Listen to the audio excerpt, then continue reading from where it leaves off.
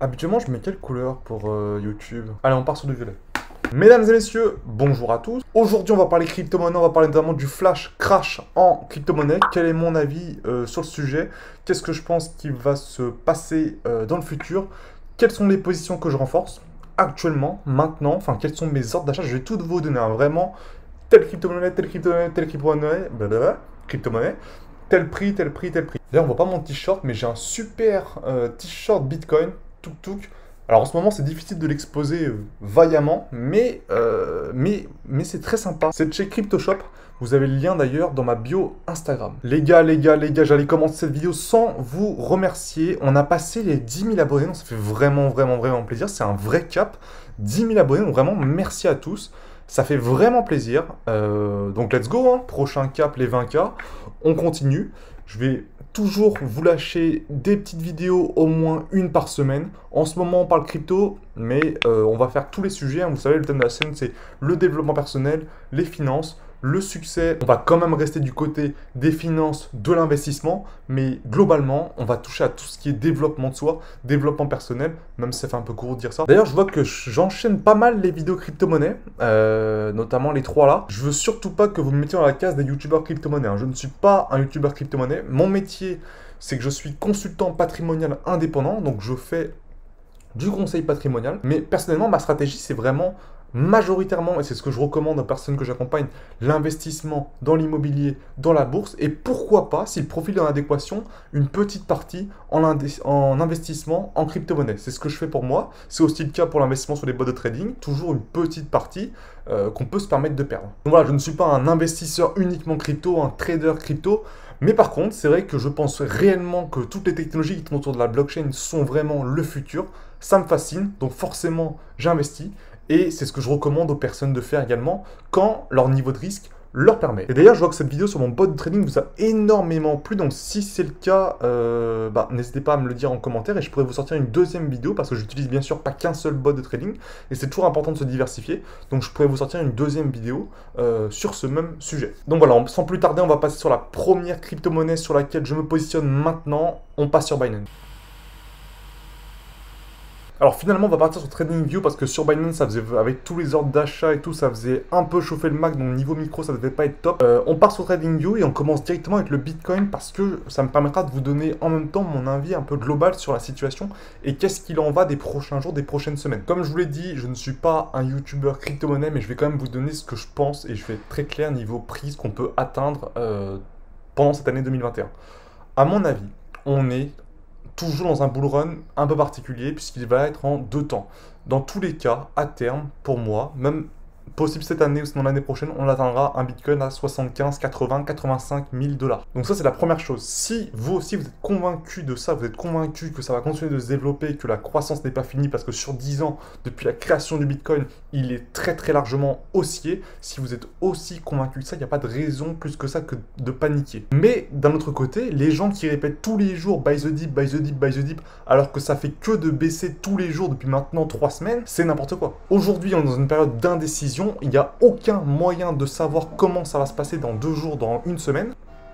Donc comme c'est comme ça, période d'indécision, qu'est-ce qu'on fait? On se retire, on repasse très majoritairement en stablecoin. C'est ce que j'ai fait quand j'ai commencé à perdre 15%, 20% de mes bénéfices qui tournaient, parce que l'idée c'était quand même de prendre régulièrement des profits, et ça c'est vrai que je l'ai souvent répété, sur ces actifs, mais c'est vrai que personnellement quand j'ai commencé à prendre moins 15, moins 20%, j'ai retiré et je suis passé quasiment à 100% en stablecoin. D'ailleurs je l'avais dit sur le Discord au moment où je le faisais, sachant que j'avais pas du tout le meilleur timing, hein. Comme je vous l'ai dit, pour moi la crypto-monnaie c'est pas mon investissement phare, hein. C'est pas des montants qui peuvent vraiment m'impacter psychologiquement, mais toujours utile qu'à un moment il faut savoir prendre ses pertes quand ça baisse, quand on est dans une période d'indécision et qu'on n'est pas capable de perdre plus qu'on a déjà perdu. Il faut être capable d'accepter ses pertes parce que souvent les gens disent toujours moi je rentre et je vais ressortir avant la fin du bull run, mais dès que ça s'effondre, dès qu'on prend moins 30, moins 40, moins 50, moins 60%, là, ça y est, tout le monde est en mode, on est là pour le long terme.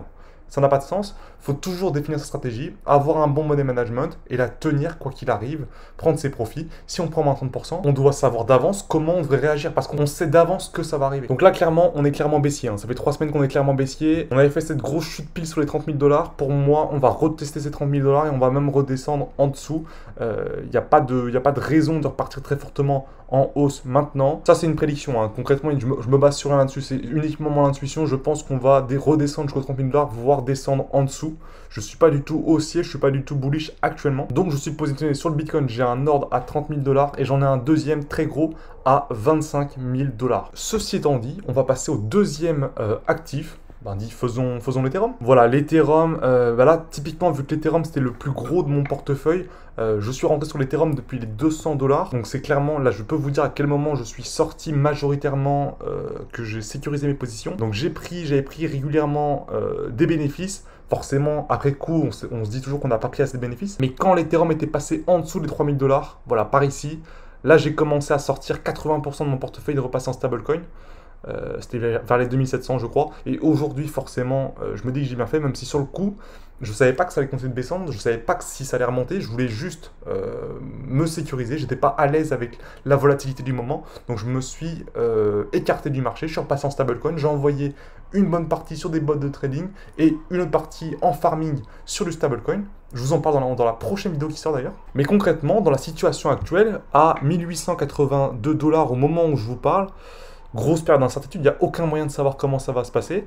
Donc moi personnellement, je ne suis pas sur le marché, je me suis retiré et j'ai un ordre qui est placé. Ouais, mon ordre doit être placé quasiment aux 1500 $ par ici. Donc si on se prend un flash crash, je serai là pour racheter des Ethers parce que pour moi, à 1500 $, on est sur des très bons points pour renforcer ou pour rentrer. On continue, je vais essayer de vous en passer pas mal, donc je vais accélérer sur que la vidéo ne dure pas trop longtemps et d'essayer de vous apporter un maximum de contenu en le moins de temps possible. Alors on va passer sur XRP. XRP c'est pareil, il a pris de tarif aussi. XRP de mémoire, j'ai un ordre. Alors je vais pas parler du fondamental. Pour moi, tous les cryptos que je vous montre actuellement ont un excellent fondamental, ça il n'y a pas de souci. Si vous voulez investir sur ces cryptos, je vais vous donner mes points sur lesquels je vais re-rentrer. Si jamais ça touche, j'espère, bien sûr, j'espère. L'idée, c'est qu'avec cette stratégie, le fait de s'être retiré, d'être passé en stablecoin, si ça remonte, bah écoutez, il me reste 20, 25, 30% de mon portefeuille qui est sur les crypto-monnaies, je serai heureux. Mais si jamais ça rebaisse, bah, je vais pouvoir toucher mes ordres pour re-rentrer qui sont sacrément bas, et donc ça sera tout bénef. Concernant le XRP, j'en ai un sur les 0,5 et je dois en avoir un deuxième sur les 0,03. Je viens de vérifier sur Binance, j'en ai un à 0,50 et j'en ai un deuxième à 0,38. Voilà pour les chiffres exacts. Je vous laisse faire votre propre analyse, mais voici mes points sur lesquels je vais rentrer sur XRP. Si jamais ça touche, encore une fois, si jamais ça ne touche pas, c'est tout bénef, ça me va aussi très bien. Ok, on passe sur ADA. Vous voyez qu'ADA c'est moins terrible que XRP. Mais il avait aussi très bien performé, donc mes ordres sur ADA sont vraiment bas. On est sur des niveaux similaires à XRP. Je dois avoir un ordre à 0,5 et un deuxième en dessous à 0,3 qui je ne pense sont pas prêts de toucher. Mais encore une fois, on ne sait jamais. Si jamais on se prend un flash crash, je serai là pour renforcer et pour racheter assez massivement. D'ailleurs, je vous fais une petite précision à ce sujet-là. Si vous avez de l'argent qui dort en banque et que vous ne voulez pas investir, votre cash, il est vraiment, si vous voulez au lieu de le laisser dormir sur un compte, mettez-le sur un compte de trading, que ce soit en bourse, en crypto-monnaie, avec des ordres placés à des niveaux très bas. Comme ça, si jamais ça touche pas, bah, vous gardez votre cash. Et si jamais ça touche, vous avez des super points d'entrée. Donc vraiment, ça, je vous le recommande. Ne gardez jamais de cash qui fait rien. Mettez-le au moins avec un ordre en activité. Mais encore une fois, je vous l'ai dit, pour moi, la crypto-monnaie, ça représente qu'un petit pourcentage de mon patrimoine financier. Donc mettez dans tous les cas uniquement l'argent que vous pouvez vous permettre de perdre ce genre de placement à forte volatilité. On enchaîne. Allez, on va faire Solana. On va faire le token Sol. Ok, Solana. Solana est vraiment un super écosystème. Les fondamentaux sont vraiment excellents. On voit qu'on a touché un point bas, on est en daily, on a touché un point bas à 19,1, donc on n'a pas touché mon ordre. Personnellement, j'ai un point d'entrée à 18 quelque chose de mémoire, on a 3, 18,4.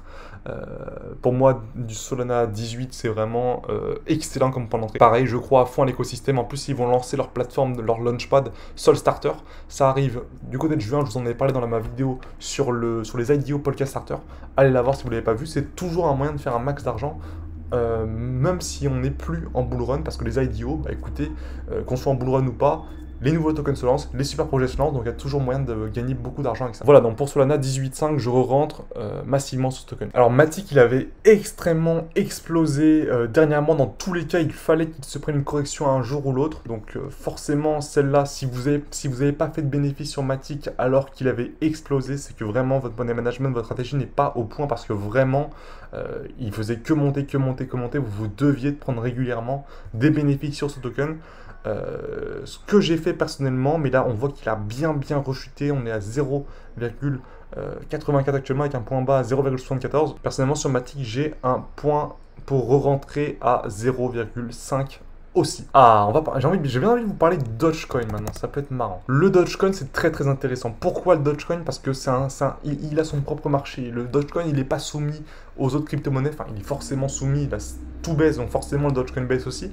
Mais il a un peu son propre marché. Il est soumis au Twitter d'Elon Musk, tout simplement. Donc clairement, si vous pensez que Elon Musk va continuer de tweeter sur le Dogecoin, ce qui est fortement probable, même si c'est un shitcoin, c'est pas un mauvais token à avoir d'un point de vue spéculation uniquement, je précise. Dogecoin, on a eu un point bas à 0,21 USDT. Personnellement, j'ai mon ordre à 0,10, donc 10 centimes de dollars. Voilà pour mon point d'entrée. Franchement, si ça touche pas, je serai heureux, parce que j'ai pas particulièrement envie d'être investi sur le Dogecoin. Mais si ça touche, pour moi, 10 centimes de dollars, c'est vraiment un très bon point d'entrée. Et sachant qu'il a encore de très belles perspectives avec Elon Musk, vous le savez.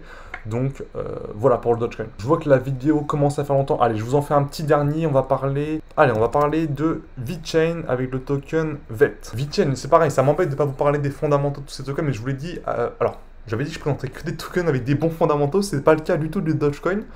C'est pas grave, je me suis pas écouté, c'est pas grave. Pour le coup, sur VeChain, alors pareil, les fondamentaux sont là, la technologie est vraiment là, donc personnellement sur le long terme, alors quand je dis long terme, c'est quelques mois, hein, il n'y a aucun moyen de se projeter sur plusieurs années en crypto-monnaie, je ne le fais pas. Mais sur VeChain, les fondamentaux sont bien là, on avait un point bas à 0,052, personnellement, j'ai un point d'entrée à 0,04 et je dois avoir un deuxième ordre un peu plus bas vers les 0,025. Alors voilà pour ça, j'aurais pu vous en passer vraiment beaucoup, mais voilà les tokens sur lesquels j'ai des ordres en cours.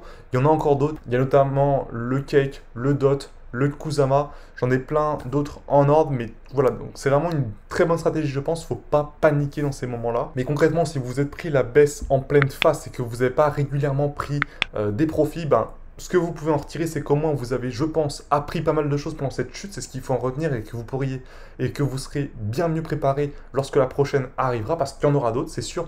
Même si à une telle intensité, je pense qu'il n'y en aura pas plus de 1 ou 2 par an, donc on sera tranquille pendant encore un bon moment jusqu'à la prochaine. Donc voilà, comme je vous l'ai dit, je ne suis pas spécialiste de la crypto-monnaie, je vous partage juste mon point de vue, ce que je pense du marché, je vous donne mes petits points d'entrée pour que vous puissiez ajuster vos propres réflexions. Et parce que surtout, je recevais beaucoup de messages concernant la crypto-monnaie, donc je pense que je me devais un peu de vous parler aussi de ce sujet-là actuellement, un peu à chaud. Prochaine vidéo, on va parler de farming en crypto-monnaie. Voilà, je vous ai dit actuellement, je suis placé sur des pools de liquidité qui sont en stablecoin à 40% par an, donc relativement sécurisé. Du 40% par an, c'est super. Et j'ai envoyé une autre partie sur des bots de trading. D'ailleurs, voilà, comme je vous l'ai dit, si vous voulez, vous pouvez mettre un commentaire pour me dire si vous voulez que cette vidéo arrive également sous peu. D'ici là, moi je vous dis à très bientôt.